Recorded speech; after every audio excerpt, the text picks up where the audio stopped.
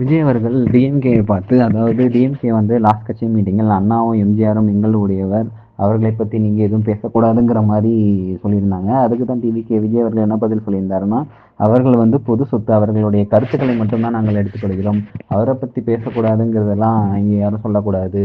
அண்ணா என்ன, அவங்க எந்த அளவுக்கு காசு சேர்த்து வச்சு எந்த அளவுக்கு சொத்து மதிப்பு வச்சிருந்தாரு, அது மட்டும் இல்லாம அவங்க கூட இருக்கிறவங்க எல்லாருக்குமே பதவி வேணும், அது வேணும், இது வேணும்னு அவங்க எதுவுமே கேட்டது கிடையாது. அவங்க அரசியல்லேருந்து சம்பாதிச்சது கிடையாது. அரசியல்லேருந்து அவங்க மக்களுக்கு நல்லது மட்டும்தான் பண்ணியிருக்கிறாங்க. அந்த மாதிரி நீங்கள் நல்லது பண்ணீங்கன்னா உங்களை பற்றியும் கூட நாங்கள் பேசுவோம். ஆனால் நீங்கள் அந்த மாதிரி எந்த ஒரு நல்லதுமே பண்ணல. இங்கேருந்து மக்களுக்கிட்டேருந்து எல்லாம் சுரண்டி தான் எடுக்கிறீங்க. ஒரு எந்த ஒரு விஷயத்தையுமே ப்ராப்பராக பண்ண மாட்டேங்கிங்க அப்படிங்கிற மாதிரி தளபதி விஜய் அவர்கள் ஸ்டாலின் அவர்களை பார்த்து இது பண்ணியிருந்தார்கள்.